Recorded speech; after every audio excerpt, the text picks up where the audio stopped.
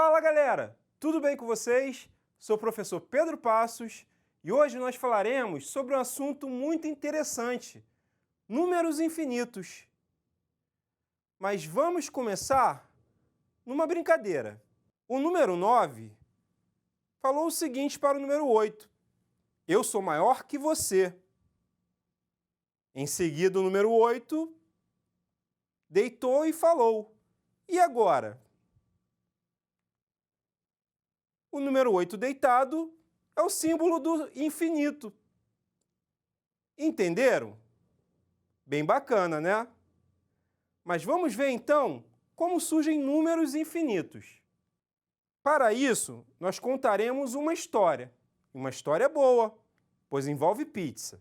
André, Fabiana e Jorge foram à pizzaria e o total da conta foi de R$ 46.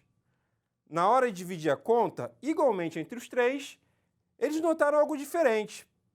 Vamos ver, eles tiveram que dividir 46 por 3.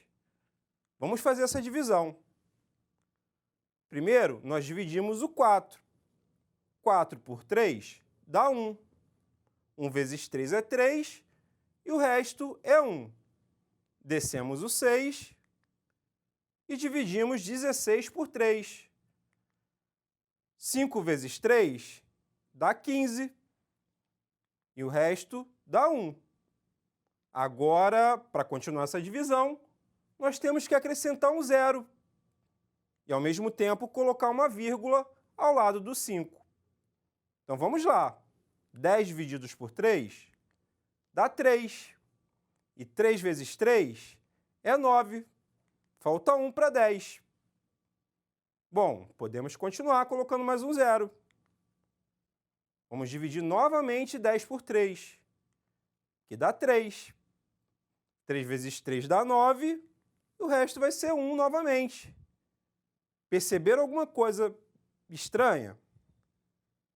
Vamos lá, vamos dividir 10 por 3 novamente. Dividindo 10 por 3 vai dar 3, 3 vezes 3 dá 9, e o resto vai dar 1 novamente. Então, essa conta é infinita. Então, eles notaram que ao dividir 46 por 3, dá um número infinito. Notem que dividir 46 por 3 equivale a escrever a fração 46 terços. E o resultado, que é 15,333 infinito, é uma dízima periódica, pois é um número infinito que possui um padrão de repetição. Observem, o 3 é o número que se repete infinitamente. E para ele nós damos o nome de período da dízima periódica. E a fração correspondente à divisão que nós fizemos é chamada de fração geratriz. E como a gente pôde representar essa dízima periódica por uma fração, nós podemos dizer que a dízima periódica é um número racional, pois os números racionais são aqueles que podem ser representados por uma fração de números inteiros. Então vamos estudar um pouco mais sobre esses números infinitos, chamados de dízima periódica. Bom, como eu disse, são números decimais infinitos e periódicos. Eles podem ser classificados em dízima periódica simples e dízima periódica composta. Vamos ver alguns exemplos da simples. Temos 0,666 infinito. Notem que o algarismo que se repete infinitamente é o 6. E esse número nós chamamos de período. Então, o período dessa dízima periódica é 6. Vamos ver outra. 1,1818 infinito. Observem, o número que está se repetindo infinitamente é o 18. E ele é o período dessa dízima periódica. Então, podemos concluir que as dízimas periódicas simples são aquelas onde o período surge imediatamente após a vírgula. Agora, vamos ver alguns exemplos de dízima periódica composta. 5,922 infinito. Observem que o número que se repete infinitamente é o 2.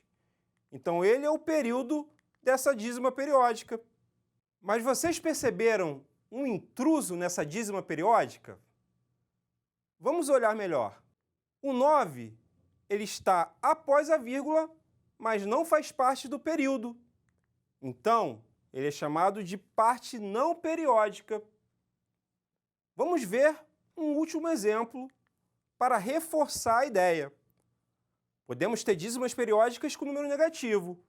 Então, temos 0,61365, infinitamente. Observem que o número que está se repetindo é o 365, 365. Ele é chamado de período da dízima. E tem um intruso. Depois da vírgula, tem uma parte não periódica, que é o 61. Então, podemos concluir que as dízimas periódicas compostas são aquelas que, após a vírgula e antes do período, existe uma parte não periódica, ou seja, o período não aparece imediatamente. Lembre sempre do intruso. Notem que nós podemos representar as dízimas periódicas de outra forma, colocando um traço em cima do número que se repete infinitamente. Já que agora conhecemos os elementos de uma dízima periódica, que tal ver como converter uma dízima periódica em uma fração geratriz? Vamos ver. Vamos achar a fração geratriz de uma dízima periódica. Vamos começar com o exemplo 0,666 infinito. Nós precisamos chamar esse valor de x, que corresponde à fração que nós queremos achar. Então, vamos só mudar a posição. Agora, nós vamos ver o período dessa dízima periódica, que é 6. Ele tem um algarismo apenas.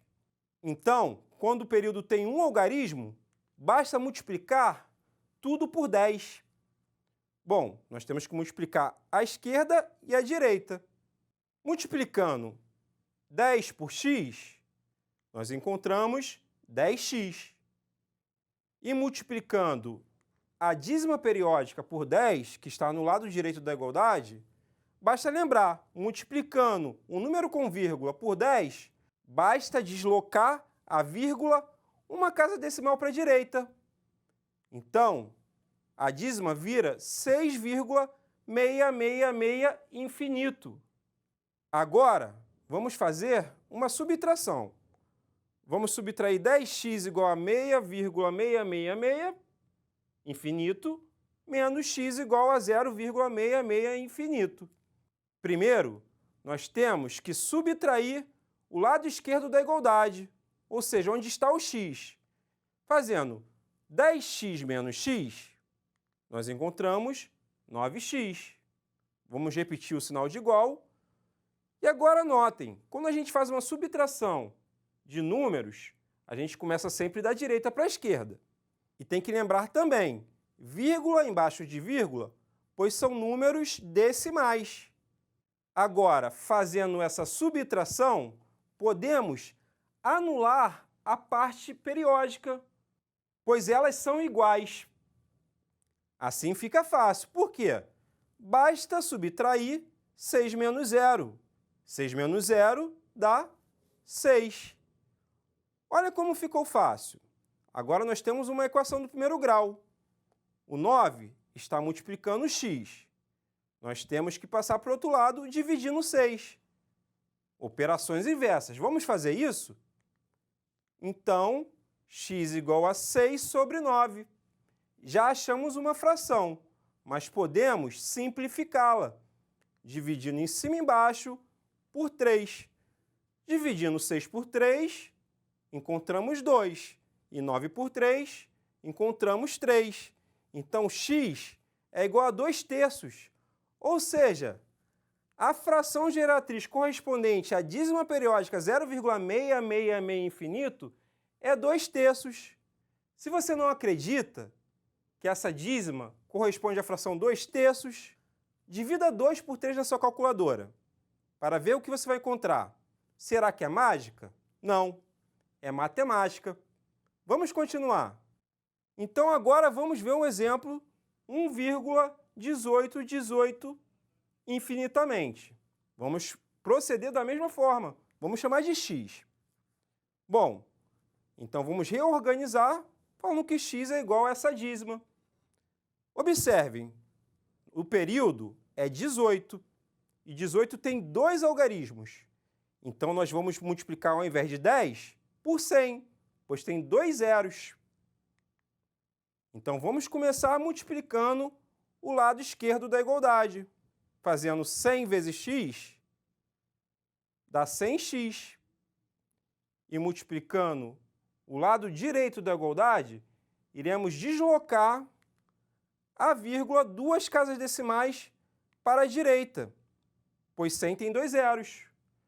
Então, o resultado fica 118,1818 infinitamente. Vamos proceder como exemplo anterior. Vamos colocar o valor maior em cima e o menor embaixo. Vamos começar subtraindo 100x por x. Fazendo essa conta, fica 99x.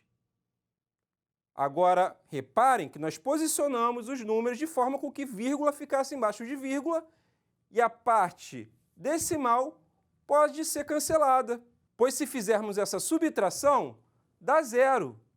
Os números são iguais. Agora, subtraindo 118 menos 1 ficou fácil, não é? Isso dá 117. Caiu novamente numa equação no primeiro grau. 99x é igual a 117. O 99 vai para o outro lado, dividindo. Então, podemos reescrever como x é igual a 117 sobre 99. Essa fração pode ser simplificada. Se nós dividirmos em cima e embaixo por 9, obtemos uma fração equivalente e irredutível. Dividindo 117 por 9, encontramos 13. E dividindo 99 por 9, encontramos 11. Então, podemos dizer que x é igual a 13 sobre 11. Olha só, a dízima 1,1818 infinitamente pode ser representada pela fração 13/11, que é a fração geratriz dessa dízima periódica. Agora, vamos ver que não existe apenas dízimas periódicas como números infinitos. Mas, para isso, vamos fazer uma demonstração. Vamos lá? Observem, eu tenho uma roda. Essa roda tem a forma de circunferência, é óbvio. E quando ela dá uma volta completa, corresponde a se nós estivéssemos esticando a circunferência. Assim, a roda é transformada num segmento de reta. E o segmento de reta tem um comprimento, que nós podemos chamar de C. E se nós traçarmos um segmento de reta que liga uma extremidade à outra da roda passando pelo centro, nós obtemos o diâmetro da roda, representando pela letra D minúscula, que é o mesmo diâmetro dessa circunferência. Agora vamos comparar essas duas medidas.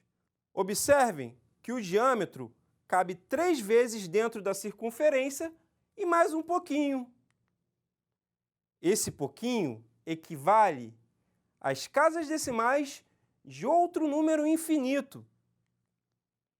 Se a gente dividir o comprimento de uma circunferência pelo seu diâmetro, nós achamos o valor de π. Com certeza você já ouviu falar no π. O π é um número infinito também. Observem melhor as casas decimais de π. Encontraram um padrão? Não, né? Então, nós podemos dizer que o π é um número decimal infinito não periódico. E esses números são chamados de números irracionais, pois nós não podemos escrever como uma fração, como nós fizemos nas dízimas periódicas. Então, resumindo, os números infinitos podem ser classificados como número racional, que são as dízimas periódicas, E também número irracional, que são as dízimas não periódicas, como exemplo do π. Mas não existe só o π. O π talvez seja o mais famoso entre eles. Vou dar outros exemplos. Raiz de 2. Aperte na sua calculadora. Vai dar uma sequência de números que não seguem um padrão de repetição. Esses números são infinitos. Na sua calculadora, só terá um limite porque o visor não cabe todos os números, concordam? Também podemos fazer isso para a raiz de 3, que vai dar um número decimal infinito e não periódico, ou seja, uma dízima não periódica. Isso acontece para todos os números que não são quadrados perfeitos.